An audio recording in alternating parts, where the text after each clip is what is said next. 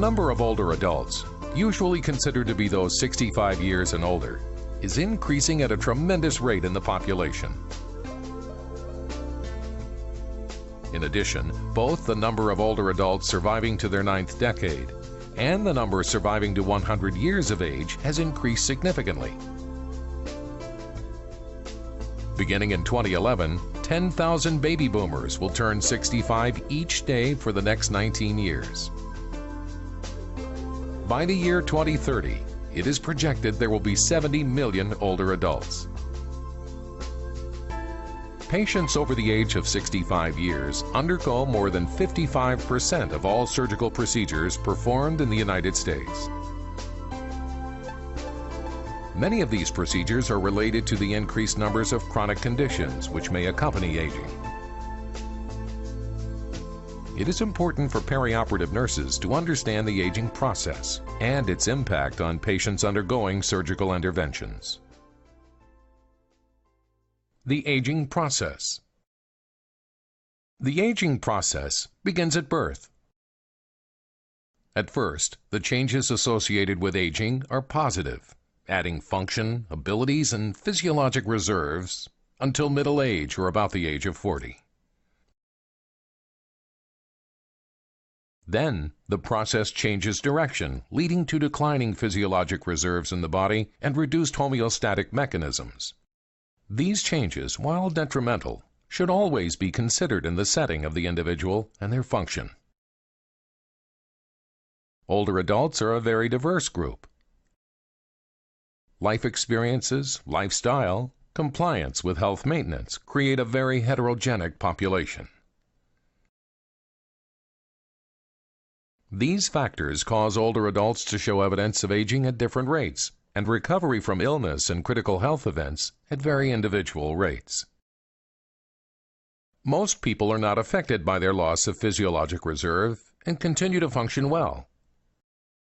However, these reserves are accessed when we have a critical health event in our lives. This loss of reserve and resulting impaired maintenance of equilibrium may not be recognized until a major stressor, such as an accident, illness, surgery, or major life event occurs. When this stressor presents, the changes associated with aging will affect the older adult's ability to maintain homeostasis and recover. When stressed, the older adult is at greater risk for inadvertent complications related to the surgical process. Challenges to homeostasis that may be tolerated with available reserves in a young person can often overwhelm the older adult. Older adults suffer a disproportionately high rate of morbidity and mortality. 3/4 of all postoperative morbidity and mortality occurs in older adults. In the healthy older adult, age alone should never be a contraindication for surgery. Each individual should be assessed for functional status and the impact and status of any chronic conditions present. More older adults, even those who are more advanced in age, are undergoing surgical procedures than in the past and are successfully resuming pre-illness status and function.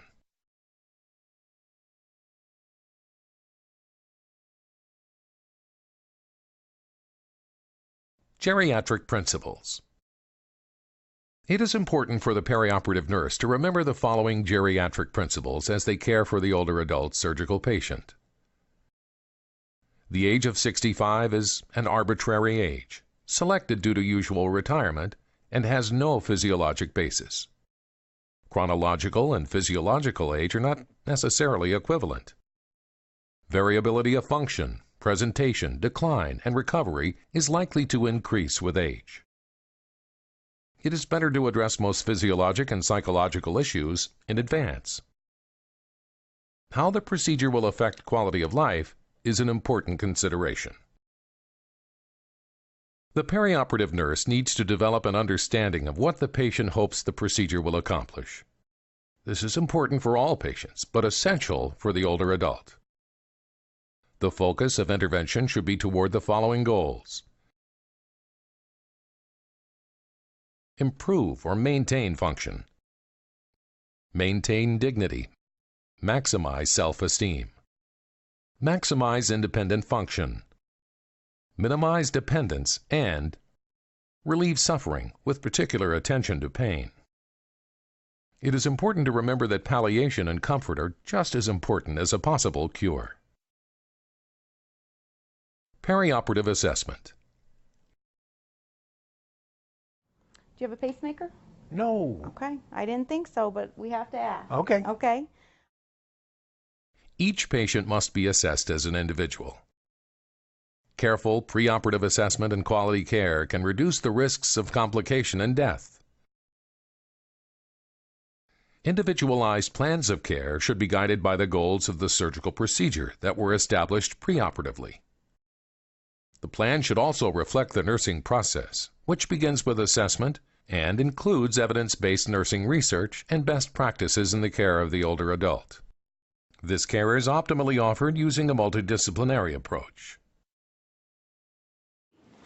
I'm going to get the walker close to you. Let me pull these blankets away. So The risk of physical changes associated with the aging process is dramatically increased in the older adult. Warm enough? Make sure your socks are all the way pulled up. Awareness of physical changes of aging and subsequently modifying care to compensate for these changes results in decreased complications and improved outcomes. Surgical complications occur in the older adult as they do in the general population. However, the older adult has additional risks due to normal aging changes. These changes contribute to increased vulnerability to developing health-related problems in the older adult, commonly called geriatric syndromes. Prevalent problems include sleep disorders, eating or feeding issues, incontinence, confusion, falls, and skin breakdown. Some of these are preventable, such as hypothermia and pressure ulcers. Risks for sleep disturbance, delirium, incontinence, falls, and nutritional issues may be reduced using evidence-based resources, such as the Hartford Institute for Geriatric Nursing's Try This series, which is available at their website.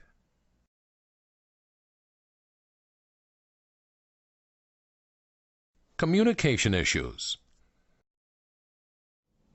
Hi there. My name's Katie. I'm a registered nurse here in the pre-op area. I'll be one of the nurses helping get you ready for surgery today. Thank you. Tell me your name. My name's Arthur. Arthur. Do you prefer Arthur, or do you go by a nickname? Arthur's fine. Okay, it's a pleasure to meet you. Who did you bring with you today? This is my daughter, Casey. Hi, Casey. Nice to meet you both. Tell me what we're doing for you today. A key element of provision of appropriate care to the older adult is the assurance of accurate communication. This is important in all care settings, but especially when performing a preoperative assessment to ensure complete understanding and reduce stress. The perioperative nurse should always address the older adult directly and not just the support person with them. From surgery and decreases your risk of nausea too after surgery. Okay?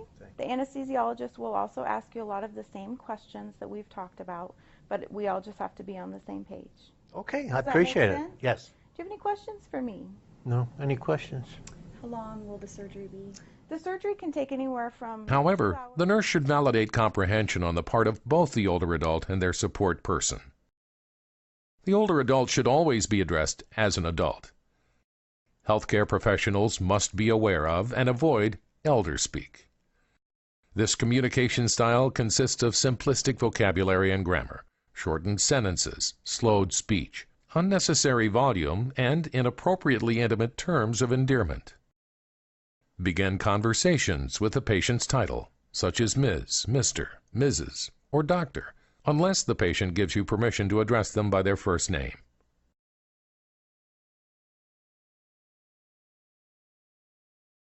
Mr. Payton, Yes. one of the questions we have to ask you here is in your own words. Tell me what kind of surgery you're having today. I'm getting my knee done. Okay, which knee? My left knee. Okay, and what are we doing to it? Well, it just, I guess it's the whole kneecap or something. I have you down on the schedule for a total knee replacement. Is that your understanding? Yes, that's Okay. that's what you call it. Okay. The older adult may be challenged in their communication abilities related to normal changes of aging, which affect their ability to take in and interpret visual, auditory, and sensory stimuli. Couple this with the removal of all assistive devices prior to surgery, and the older adult may be quite compromised in their ability to receive and understand instructions and information. Mr. Payton, when was the last time you had anything to eat or drink? Pardon me? Are you having a hard time hearing me? Hearing loss should be assessed. Conductive hearing loss may be effectively addressed with hearing aids. However, sensory neural hearing loss cannot be aided. Removing assistive devices, such as hearing aids and glasses, at the last possible moment, and returning them to the patient at the earliest opportunity can improve these abilities. Healthcare facilities should have access to equipment which effectively enhances communication for all visually and hearing impaired patients. Healthcare providers must be aware of their availability and how to utilize them. A stethoscope, readily available, can be used to improve communication with a hearing impaired patient by placing the earpieces in the patient's ears and speaking into the diaphragm. Vision loss. Our eyes change significantly with age. Lens flexibility declines. Accommodation is reduced and slowed, making the older adult more sensitive to glare and slower to adjust to changes in lighting. There is overall reduced visual acuity. To address these issues, patient education material should be printed on matte finish paper with a sharp contrast of print on the paper. The print should be at least 14-point font. As stated earlier, allow assistive devices such as glasses and hearing aids to remain in place until the last minute, and allow them to be replaced as soon as possible. Hearing loss. The tympanic membrane thickens and the cochlea stiffen. High-pitched tones are lost first. The resulting deficit can affect balance, making the older adult a higher risk for falls. These changes result in a loss of hearing, leading to impaired communication and a resulting loss of comprehension and missed information. These losses can affect the patient's understanding and comfort with the discharge process and the instructions received.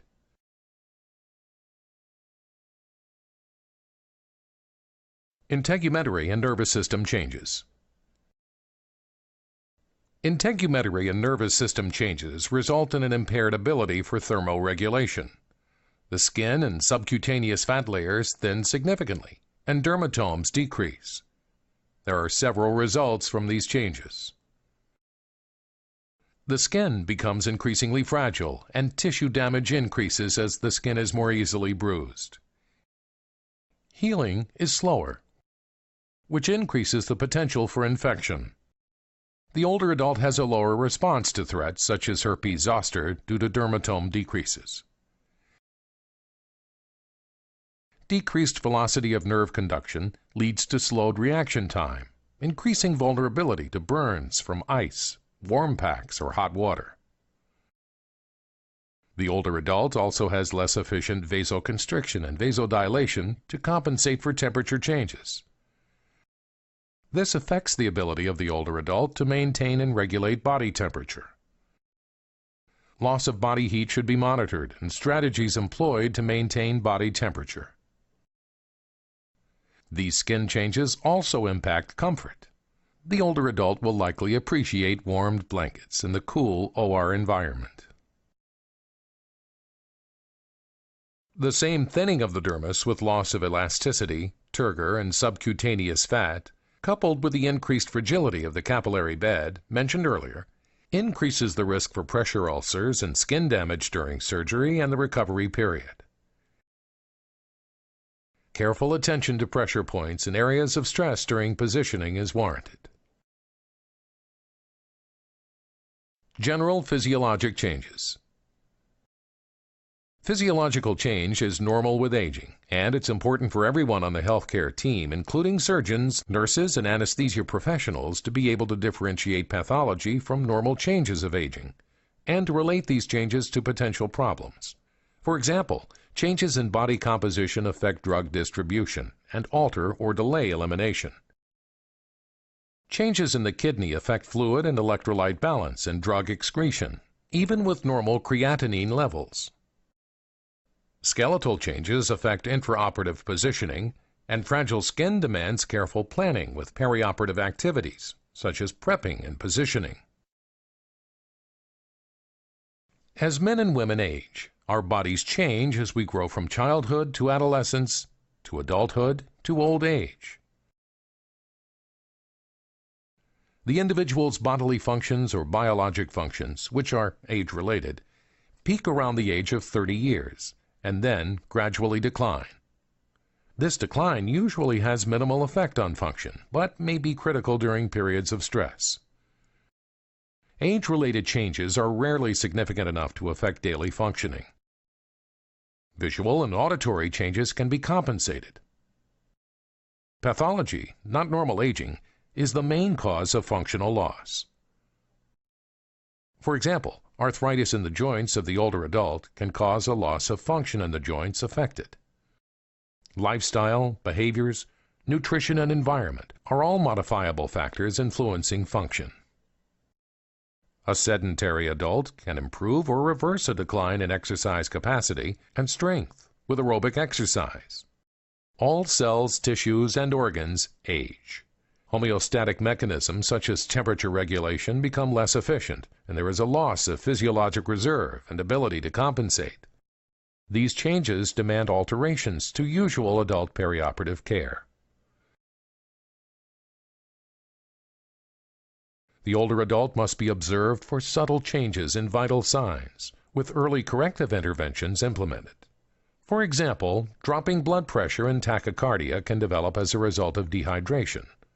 The older adult frequently will have atypical clinical presentations of pathology. For example, an older adult may present with abdominal pain or new confusion, delirium, as the sole symptoms of a myocardial infarction or pulmonary emboli. Body weight. Body weight increases until 50 to 60 years old, stabilizes for a period, and then weight loss follows. There is a decreased lean body mass, loss of muscle mass and skeletal mass, decreased creatinine production, decreased total body water, and increasing fat stores until age 60. After the age of 60, fat stores decrease until death. These changes increase vulnerability to dehydration, altered drug levels, and decreased strength. There is a significant loss of physiologic reserve. The organs continue to function well, but are utilizing all cells. There are no cells as backup should a major stressor, such as surgery, occur. Cardiac changes. Cardiac muscle tone declines along with elasticity of the blood vessels. The loss of pacer cells increases the risk of arrhythmias. Increased atherosclerosis and vessel stiffening contribute to increased hypertension. Decreased cardiac output slows recovery from tachycardia. Non-pathologic systolic ejection murmurs increase. Systolic blood pressure increases, as does the incidence of systolic hypertension. The implications of these changes are significant. The older adult has increased reliance on ventricular filling and stroke volume as opposed to ejection fractions. As a result, the older adult has poor tolerance for hypovolemia, tachyarrhythmias, dysrhythmias, and atrial fibrillation. Risk of postural hypotension is increased, which subsequently augments the risk of falls. Pulmonary changes. The presence of pulmonary comorbidities is of more predictive importance than age. Pulmonary elasticity decreases and results in increased pooling in lung bases. Cartilaginous calcification leads to increased rigidity of the rib cage, decreased lung capacity, and reduced cough efficiency. There is also reduced ciliary activity. Decreased gas exchange and mucus drying is due to the reduced number of capillaries. Response to hypoxia and hypercarbia are blunted. Acid-base balance is more difficult to maintain and compensate for changes. Due to these changes, the older adult's positioning and airway maintenance must be monitored to prevent aspirations. It is also important to assess for hypoxemia. Neck and airway changes. Changes that occur in the head and neck are significant to the anesthesia professional and perioperative registered nurse. The temporomandibular joint can degenerate due to dental loss and/or cervical osteoarthritis and may interfere with opening the mouth fully. Increased difficulty in positioning and vocal cord visualization may all contribute to a more difficult intubation and maintenance of an adequate airway. The older adult may also have loose teeth or be edentulous. Increased incidence of osteoarthritis also has the potential to decrease cervical range of motion. Careful positioning, both during intubation and during surgery, is essential. Musculoskeletal changes. The decreased muscle mass discussed earlier in normal changes of aging contributes to a loss of muscle strength. Lubrication is decreased in all joints and in the intervertebral discs. Bone structure may or may not change. Older adults have decreased bone building with increased incidence of osteoporosis and decreased elasticity of muscles and flexibility. All individuals, both older adults and younger adults, can benefit from exercise. Researchers studying the effects of exercise in healthy older adults found that exercise not only maintains good health, but may prevent the onset of a number of chronic diseases such as heart disease, osteoarthritis, and dementia. Components of an effective exercise program include these four main exercise components: cardiac and endurance, strengthening, balance, and flexibility. The Centers for Disease Control and Prevention recommends 150 minutes of moderate intensity aerobic activity or 75 minutes of intense aerobic activity per week, accompanied by muscle strengthening exercises that work all major muscle groups, 2 days or more each week. Adequate calcium intake in the setting of a balanced diet is important. Each new study that comes out shows new uses for vitamin D and its role in health maintenance. Blood levels of vitamin D should be checked and then appropriate supplements suggested to the patient. The beginning of bone demineralization and significant muscle atrophy begins within the first 4 hours of bed rest. Early ambulation is highly recommended and is being studied as an intervention for even intubated patients as a mechanism to improve outcomes. Bed rest is wrought with hazards and loss of function for the older adult.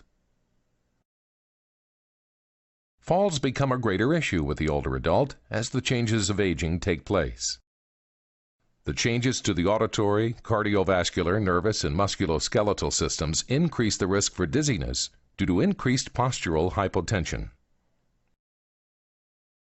Blunted baroreceptor reflexes slow the body's response to postural hypotension and contribute to an increased number of falls related to lack of reflex tachycardia.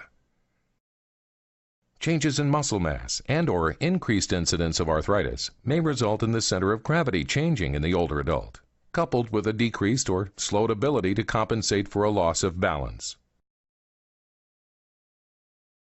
Central nervous system changes.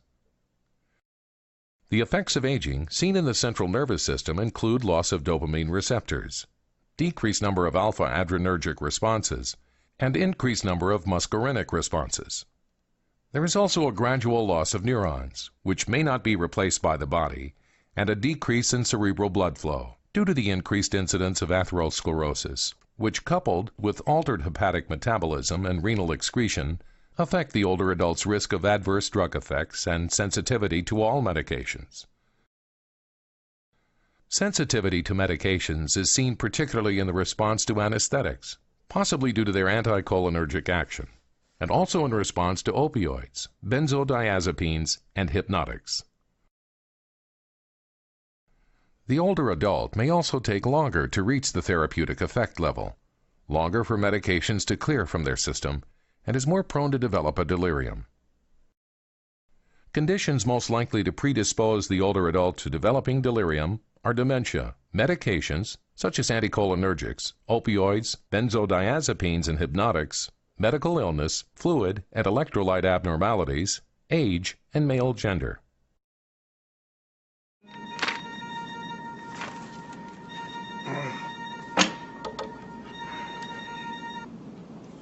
Hello. Hi, this is Suzanne from General The brain and peripheral nervous system have a reduced number of neurons and slowed conduction. I'd like to talk to you about The your brain upcoming weight decreases. Okay. Age-related changes in brain structure and function are heterogeneous in either all cognitive domains or in all older adults. Dr. Schwartz. Some older adults will never have a change in their cognition. Others may develop mild cognitive impairment, and still others, a dementia. In the healthy older brain, the most affected spheres are attention and memory. However, some aspects of attention and memory are preserved, while others show significant declines.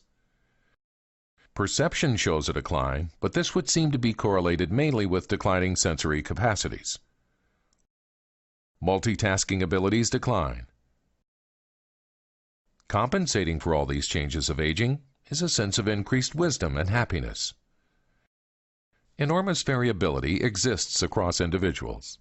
Many older adults outperform young people and others of the same age. These changes, in the absence of pathology, do not have a dramatic effect on cognition and subsequently on function. Genitourinary changes.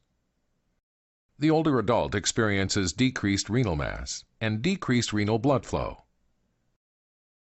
Nephrons are lost and not replaced. There is decreased glomerular filtration, reduced bladder capacity, and increased bladder dystonia. This decreased renal mass, decreased renal blood flow, and loss of glomeruli impair drug excretion and impact hydration levels. Dehydration can precipitate delirium. Gender-specific changes in older men include benign prostatic hypertrophy. In older women, decreased pelvic muscle strength is common. These changes compromise the older adult's ability to maintain fluid and electrolytes, increase susceptibility to urinary tract infections, and increase the risk of incontinence.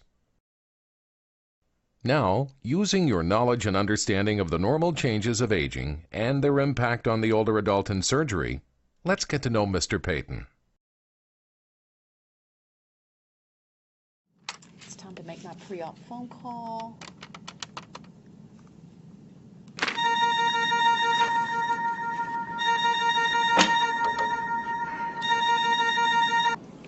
Hello. Hi, this is Suzanne from General Hospital. Can I speak with Mr. Arthur Payton? This is he. Hi, Mr. Payton. I'd like to talk to you about your upcoming surgery. Okay. Can you tell me what you're having done? I'm getting my left knee done. And who's your surgeon? Dr. Schwartz. Did he give you some papers at your pre-op clinic visit? Yes, I got them right here, actually. Yeah. Okay, I'd like to go over those instructions with you. Okay. Now let me know if I go too fast or you don't understand something, and I'll stop and we'll go over it again, okay? Okay. Okay, the first thing I want you to know is you can't have any solid food after midnight, the night before your surgery. Okay. Midnight. Okay. So you can have clear liquids up to 2 hours before your surgery. Okay. And clear liquids, that's things like apple juice, cranberry juice, coffee or tea, just no sugar or cream with the coffee or tea. Okay, I can have coffee. Okay. Okay, Mr. Payton, we also ask that you don't chew gum or have any type of hard candy. Okay. Okay. Now, do you smoke? No. Do you use any type of tobacco product? Nope. Okay. We also ask that you leave your valuables at home, and that's things like a watch or any jewelry, and also your wallet. Okay, well, my daughter will be with me, so can I give it to her? You can, because we do need you to bring in a photo ID and your insurance card. Okay. Do you have an advance directive? What's that? That's a legal document where you've identified someone who can make healthcare decisions for you just in case you're not able to. My daughter will do that. Okay, we can give her that information when you check in. Okay. Do you wear glasses? Sometimes. Okay, if you're going to wear your glasses the morning of surgery, I ask that you bring a case to store them in. Okay, okay. What about contacts or hearing aid? No. Okay. Now, one thing I need you to do is the night before surgery and the morning of surgery is to take a shower.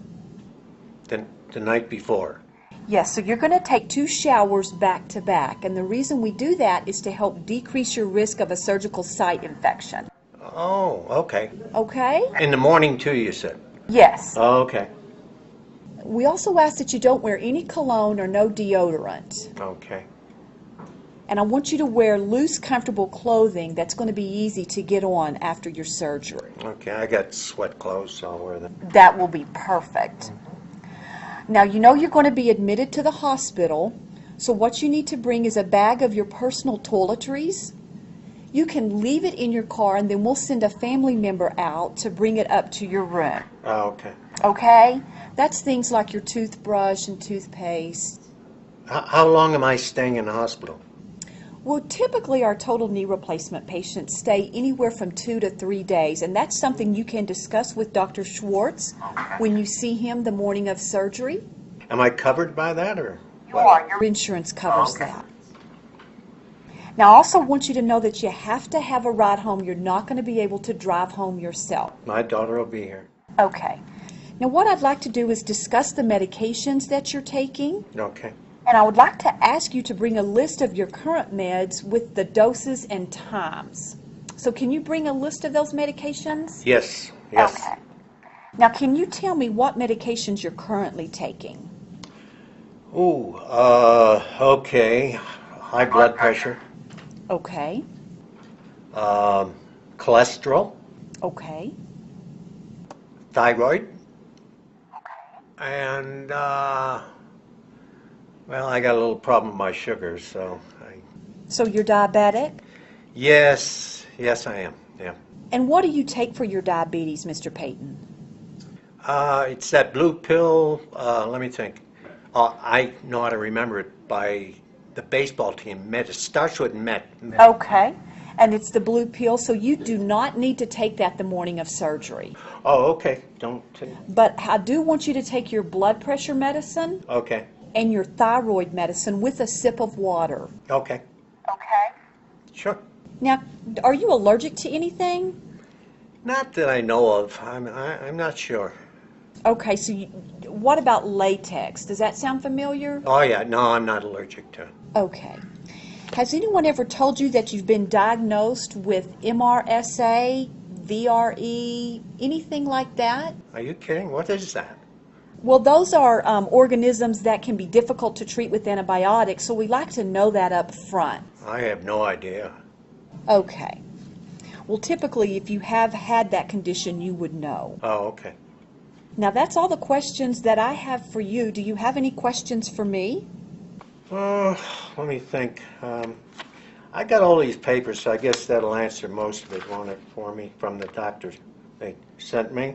Yes, those papers, that's what we just reviewed, and if you have a question, you can certainly call your doctor's office. And There'll be a lot of pain, I guess, from this one. yes, but we're going to ask you when you come in for surgery, when you check in, if you're having any pain, and ask you to rate it. And we'll also manage your pain after surgery with pain medication. Okay, I think everything's okay. I think I got this pamphlet they sent me, all these papers. I have to read them all. So. Yes, and those papers are the ones we just reviewed. If you have any additional questions related to the date or time of your surgery, you can call your surgeon's office and he'll be happy to answer your questions. Okay, that should be good. Thank you. Okay. Well, you enjoy the rest of your day. Thank you. Bye-bye. All right. Bye-bye. Oh.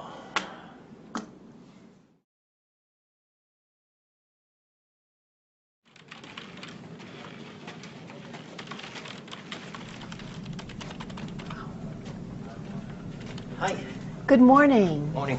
You here to check in for surgery? Yes, ma'am. And what's your name, sir? Arthur Payton. Okay. And you? I'm his daughter, Casey. Okay. And Mr. Payton, what type of surgery are you here for today? Knee. My knee. Okay. What I'd like to ask you to do is to verify some information, your name, date of birth, address, and phone number. Okay. Would you have a look at that with me? Everything right? Yes. Does that look okay? Yeah, that's correct. Thank you. All right. Did you bring a photo ID and your insurance card? Oh, yeah. Sure. Okay. Okay, thank you. Okay, everything looks correct. Thank you. What I'd like to do is have you take a seat in our waiting area, and the pre-op nurse will come out and get you shortly and bring you into the back and have you get ready for surgery. Okay. Thank Okay? you. Thank you.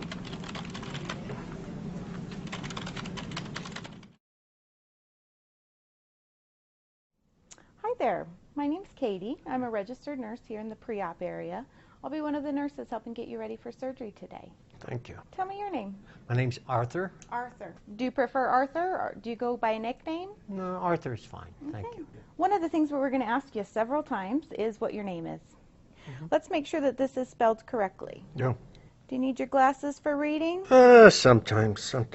Okay, we'll let you keep those right up until you go into the operating room, and we'll have them available to you as soon as you get out of surgery. It's spelled correct. And your date of birth is? 9/14/35. Very good. And we'll ask you that throughout your stay here at the hospital. Okay. Okay. Is it okay that I discuss your medical history that we're going to review here in front of your daughter? Oh, of course. Okay. She might have some of the good answers for us, right? One of the questions we have to ask you here is, in your own words, tell me what kind of surgery you're having today. We're doing my left knee here. Okay, what are we doing to your left knee? Kneecap, I guess, and Okay. whatever they do there. Yeah. Very good. I have you down on the schedule for a total knee replacement. Is that your understanding? Yes, that's Okay. that's what you call it. Okay. Your surgeon will be by to talk with you before surgery, answer any questions that you may have outstanding from your pre-appointment, okay? Okay. Or your pre-op appointment. At that time, he will also mark your leg. Okay. He'll put his initials on your left knee, okay? Okay. So that we make sure we have the correct site for surgery. Good idea. Okay. We're also going to discuss some of your medical and surgical history. Have you had surgery before? Yes. Okay. What kind of surgery have you had? Oh, I had a rotor cuff surgery. Rotator cuff? Yeah. Well, rotator. That's it. Yeah, sure, no problem. And what year was that? Oh, when was that? That was January of this year. Of this year. Okay. Did you have any problems with general anesthesia? Not that time, no, because they put a patch behind my ear. Was it scopolamine? I don't know what it was. No, Okay. But I used to get sick all the time. Okay. And by sick, do you mean nauseous? Yeah, thrown throw up up, after throw up. surgery? Okay. But the patch did help. That did it. Okay. We're going to let anesthesia know that, and they will likely prescribe that for you this Good. time too. Good. We'll request that. Tell me the last time you had something to eat. Let's see, last night. Okay. And the last time you had something to drink. I had just a little bit of water this morning. Okay. And the next thing we're going to review is your medications. Okay. Do you know what medications you're on? Maybe you could help me I on that. brought the list with me. Oh, perfect. Metformin. Okay. And do you need dosages? Yes, that would be great. Metformin, 500 milligrams. Uh-huh. And how often do you take that? Twice a day. Okay. And any other medications? Hydrochlorothiazide, Okay. 25 milligrams. And do you take that in the mornings, Arthur? Yes. Okay. Sorry. No problem. What Synthroid, Okay. 75 micrograms. Okay. And that's once a day also. Very In the good. morning. Lipitor, Mm-hmm. 20 milligrams. And that's just once a day as well? In the morning. Okay. Arthur, of those medications, which ones did you take this morning? I took the blood pressure Okay. and cholesterol Very good. and my thyroid. Okay. Yeah. Good. And what time did you take those medicines? Oh, it was pretty early. What time? About 4 o'clock with that sip of water. Perfect. Yeah. That's exactly what we wanted you to do. Tell me about any allergies that you have. Any allergies to medications that you know of? No, I Can't remember any, no. Okay. He got hives a few years back with penicillin. Penicillin. Okay, that's a pretty common medication to have an allergy to. Part of the preoperative preparation includes determining the presence of any allergies, and if any exist, placing an allergy bracelet on the patient, and verifying proper documentation and communication as per facility policy. I'm going to be putting an IV in your arm to be able to give you medications and fluids. Can I just Okay. take a look at your Sure, hand here? sure. Do you have any little skin tears or anything? No, I don't think Any so. bruises, cuts anywhere else on your body? No, I don't think so. Okay. Is there one arm or the other that's better for an IV? No, I got some good veins here. Okay. Here, that's a good one. Okay. Yeah, that is a good one. They usually like to have them down in the hands. Oh, well, I got plenty of them. Yep, you sure do. You've got great veins. Thank you. All righty. Mr. Payton, I noticed a little bruise right here. Do you bruise easily? Yes, I do. Are there any other rashes or bruises that we should know about before surgery? Oh, no, I just got a little one here, Okay. but it shouldn't bother anything, should Okay. it? Any cuts or anything else? Remember that rash on your leg, Dad, that you just noticed? Yeah, a little rash on one of my legs. Okay. But it's not serious. Is it on your left leg or your right? No, it's on my right, Okay. so you won't be bothered. Okay. Well, I'll go ahead and let the surgeon know, and when he stops by before surgery, we'll have him take a look at it. Okay, good. Mr. Payton, I'm just going to lower your bed, Okay. the head of your bed, Okay. and I'm going to take a look at the skin on your back. Okay. It's something we do for everybody here. Oops, okay. Can you hold this? Sure. Thank you. Okay. Can you roll over on your back? You can use this arm over here Okay, on this okay. rail. Okay. How can I help you? No, you're okay. Okay. Very good. Okay. Thank you. I'm just peeking here for Okay. rashes, cuts, bruises. I'm going to take a look at the back of your legs while I have you here. Okay. All righty. Okay. Looks great. Thank you. Do you need help rolling back over? No, I'm okay. No, Are you in pain? no, oh, just my leg a little bit. Okay, we're going to lift the head of your bed up again, okay? There we go. How's that? Thank you. Better? Oh, okay. Okay. The preoperative nurse will also check the skin at the surgical site for any cuts, abrasions, or signs of infection, and then document and communicate assessment results according to the facility policy. Any untoward findings should be communicated to the surgeon and circulating RN immediately.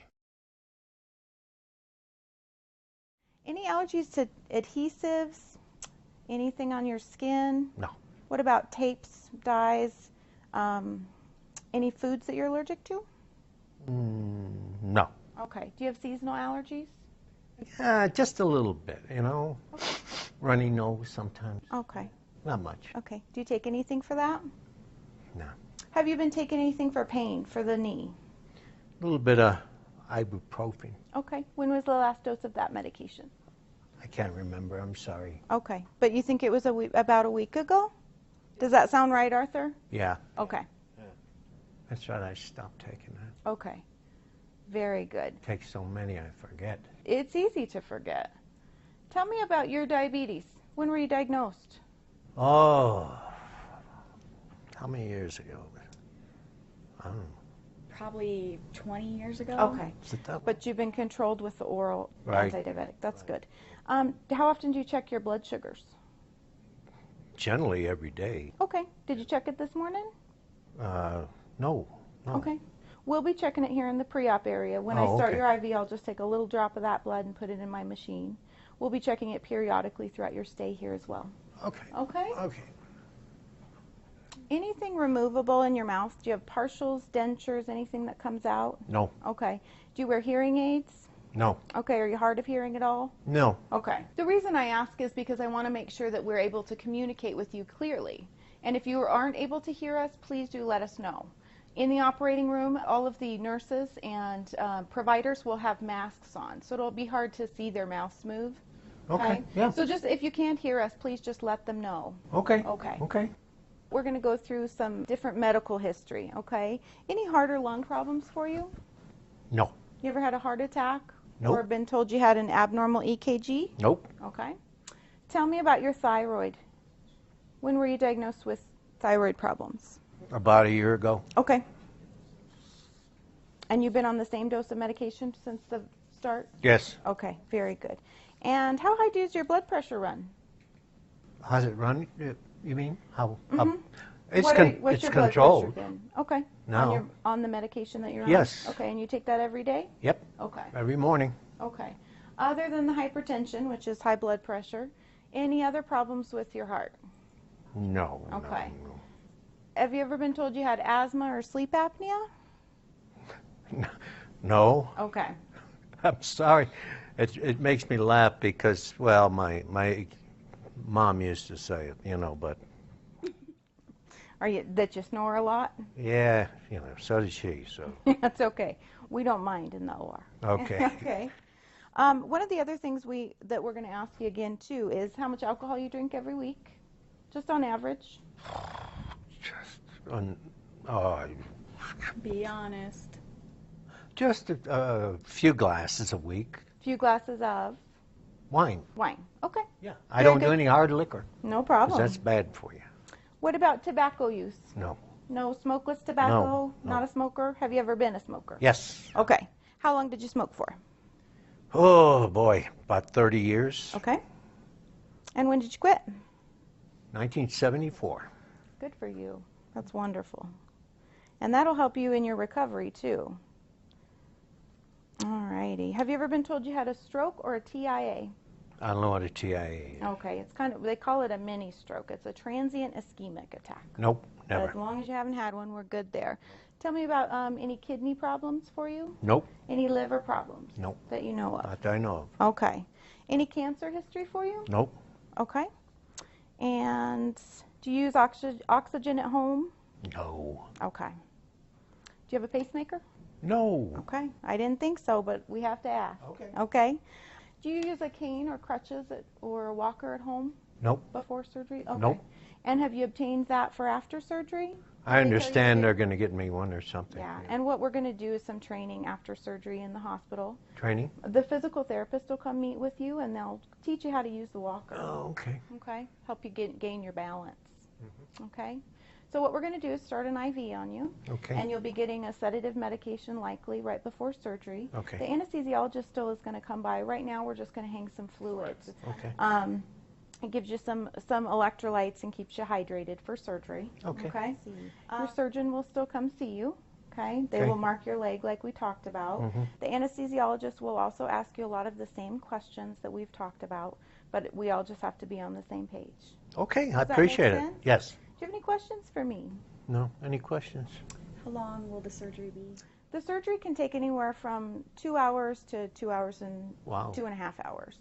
It's long, Is isn't the it? general time frame. You can stay with your dad right up until we take him to the operating room. Okay. And then we'll have you wait in the waiting room. As soon as he comes out of surgery, one of the nurses in the recovery room will give you a call, let you know that he's doing well and that he's in the recovery room. It's still then about an hour and a half before you can visit with him. Okay. Okay. So that'll give you kind of a time frame of we want you to go have something to eat and make yourself comfortable. Then he'll spend a couple hours with us down here in the post-op area before he goes upstairs to his room. And do I just keep his things with me, or do we leave them in a... We'll have you take all the valuables with you. Okay. We're going to take any clothes. We'll take your glasses with you. Anything that you would need right after surgery. But you can take everything else will go up to his room with him. Okay. Arthur, it's a pleasure to meet you. I'm going to go get your IV stuff Thank to you. get your IV started. Your surgeon is actually going to come visit you as well, like we discussed. Okay? Thank you. All Thank right. you. Take care. Okay, bye. Hello, my name's Dr. Stotts, Hi. and your name is Arthur Arthur what? Payton. Peyton, okay. What's your birth date, Arthur? 9/14/35. Okay, perfect. That's what it says here. I'm going to be your anesthesiologist today, so I'll be taking care of you back in the OR, okay? All right. Thank you. What are we going to be doing for you today? My knee. Okay. What are they doing to your knee? They're replacing the whole thing. Okay, and it's which leg? Oh, leg? left. The left leg? Yeah, Okay, perfect. This one here. Great. That's what I have on the schedule as well. So we're all on the same page here. And what's your name? I'm Casey. I'm Casey? his daughter. Hi, Casey. Nice to meet you. Nice to meet you, too. All right. Well, I'm just going to do a kind of a physical assessment on your father here. And if you don't mind, I'm going to listen to your heart first. Is that okay? Okay, sure. Okay.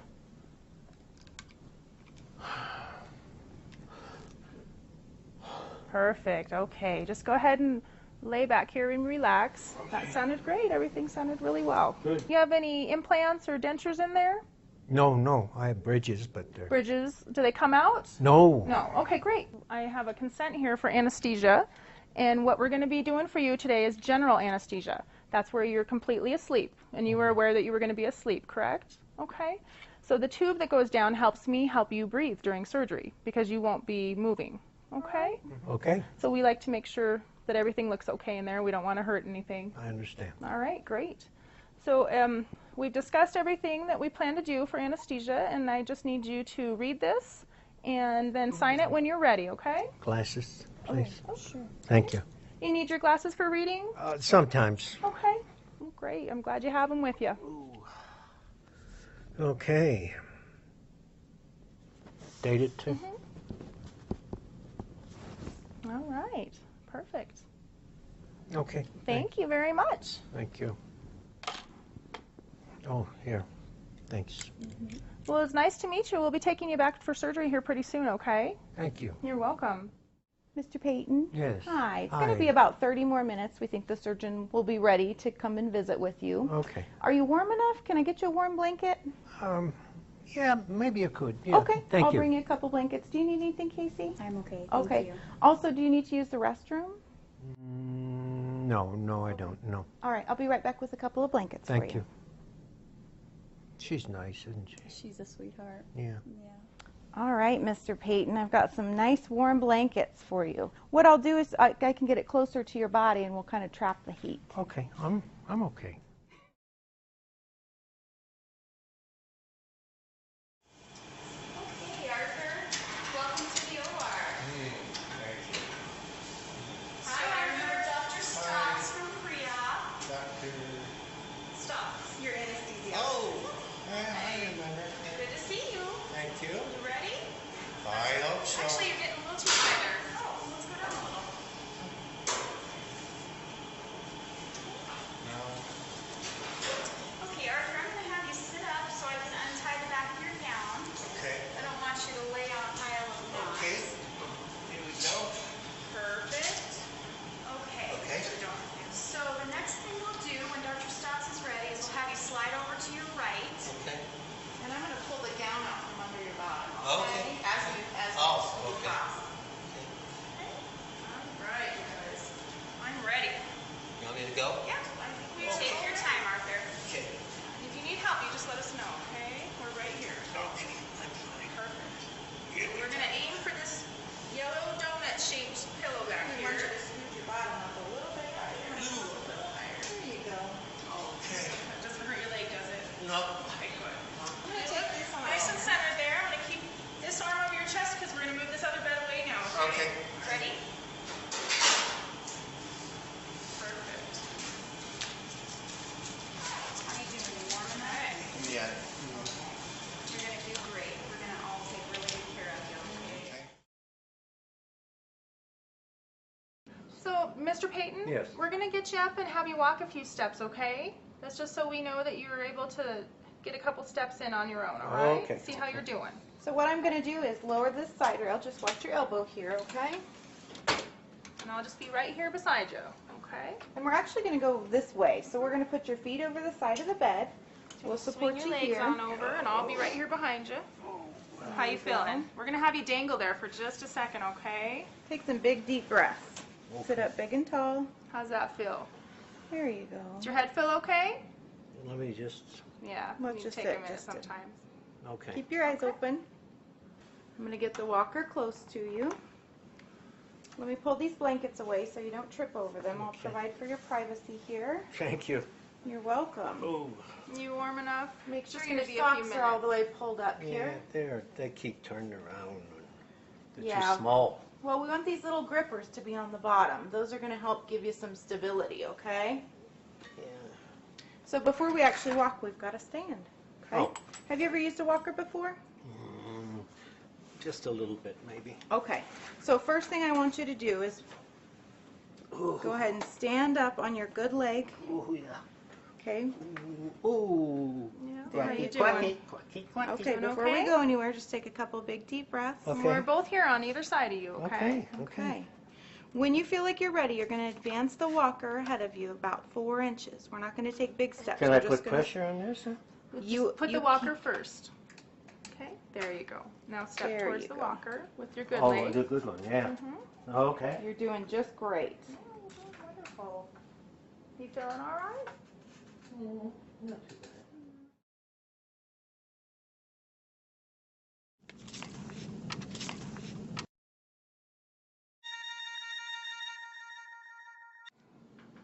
Hello?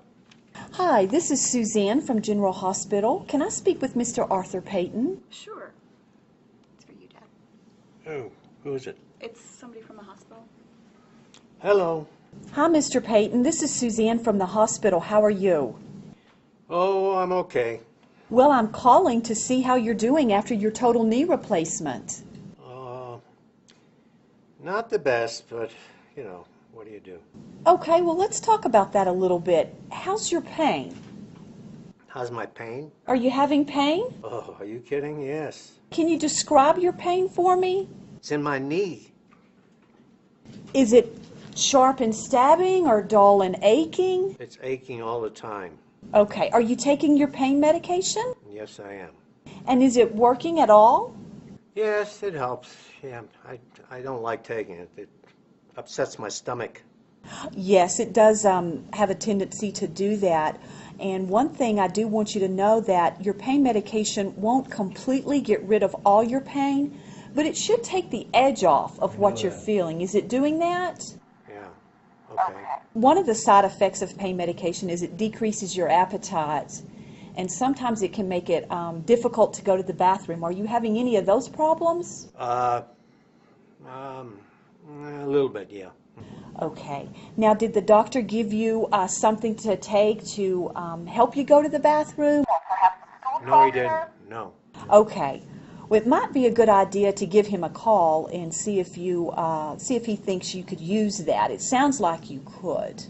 I got some stuff in my bathroom that'd probably work anyway. Okay. And that's over-the-counter medication would work. But I would just call your doctor and make sure and clear it with him first. Okay. Now, are you having any nausea or vomiting? A little upset because of that medicine, you know. Yes, that is probably the pain medicine. What does your incision look like? Here, let me get my daughter to tell you about that, okay? Okay. 1 second. About the incision. Hello? Hi, is this Mr. Payton's daughter? Yes. I'm asking him how his incision looks. It looks good. It's a little pinkish in some areas, but it looks fine to me. Okay, that's normal. Is he having any drainage? No, Very good. Can I also ask you a couple of more questions? Sure. Is he able to manage his ADLs, such as dressing himself, using his assistive devices that he received while he was in the hospital? Yeah, he just needs a little bit of help getting up into the bathroom, but everything else, he's using his walker, and sometimes dressing himself, he needs a tiny bit of help. Okay, very good. Now, has he scheduled his follow-up appointment with his surgeon? He has. It's next Tuesday, I think. Okay, I just wanted to remind him if he hasn't done that. It sounds like he's doing really well with his surgery. Do you or does he have any questions? I don't. Dad, do you have any questions for her? I don't think so. I don't think so. No, I think we're doing okay. Okay, well, I'm glad to hear that he's doing well. Y'all have a good rest of your day. Thank you. You too. Bye-bye. Oh, well, that's that.